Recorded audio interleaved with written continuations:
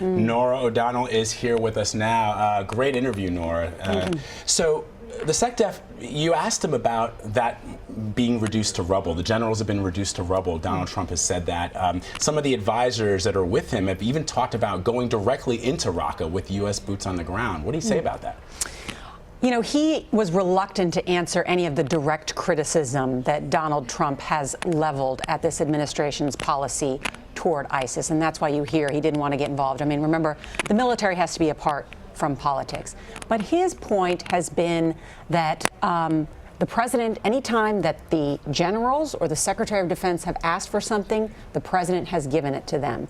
I did say is one of the president's goals to have Mosul and Raqqa cleared by the end of this administration, and he said yes. Donald Trump has also said that his plan, he has not delivered a full plan, but he said his plan would be to bomb the expletive out of ISIS. Now, as you heard Secretary Carter say there, we're bombing them a whole awful lot. These are complex problems. They don't have simple solutions. I am sure since the U.S. military is the finest fighting force in the world, if there were a simple solution, they would have done it because they wouldn't want to risk any additional lives of men and women who serve so bravely. I think, too, it's more than just actually clearing ISIS. They're then going to have to hold Mosul and Raqqa. And I talked to a number of foreign policy experts before I interviewed the secretary, and that was the point that they made, was that just getting them out of ISIS is only step one. You have to hold that so that they don't come back or that another insurgent or terrorist group doesn't take those cities. And that's why it's really complex. So even if they manage to clear Mosul, which is proving to be more challenging than they initially it's been a multi-week campaign. It's still sort of shifting administrations in midstream. Did he give any thoughts as to how he thought, changing the administration would maybe impact the fight against ISIS? You know, he feels confident that it would continue on a steady path.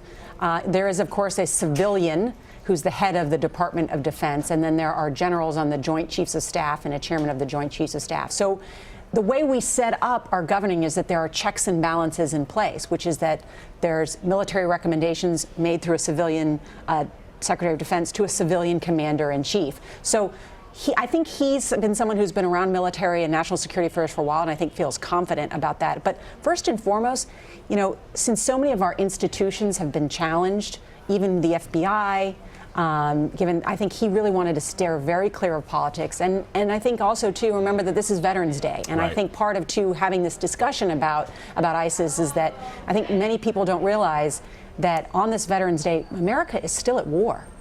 And not just at war in terms of preventing terrorism, but we have troops on the ground in Iraq. We have troops on the ground in Syria. We do. And we have almost 10,000 troops on the ground in Afghanistan. And another thing which we didn't even get into because we have limited time in these interviews is we also have rotating troops all in the Baltic states. Lithuania, Poland, Estonia, all as a bulwark in some ways against any further encroachment by Vladimir Putin. So we also talked about Russia in this interview. Yeah, I mean, that's something that a lot of people sometimes forget, that there is a Russia that's ascendant. They are being very aggressive, and it's going to be interesting to see how this new administration deals with that. Yeah, I had part two of this interview, too, and in it we talk about, I asked him, what do you think Russia and Vladimir Putin is up to? And he said, look, Russia is not helping us in the fight against ISIS. They're actually helping Assad. Right.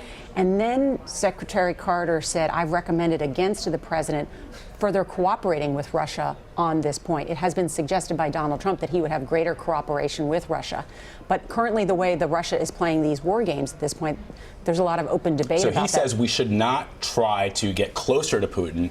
He thinks that the way that we've been doing it now, because Russia's playing the other side of it, is probably to stay away. Yeah, I want to make sure that you guys play that because I don't want to characterize his words incorrectly. But essentially, he has recommended that we be more weary, I think, certainly, of Russia. I'm not recommending to the president that we associate ourselves with or work with the Russians until they start doing the right thing. Remember, Russia has moved an aircraft carrier off of Syria. Norah O'Donnell, fantastic interview. He doesn't give a lot of interviews. Thank you very much for sharing that with us. Thank you. Appreciate it.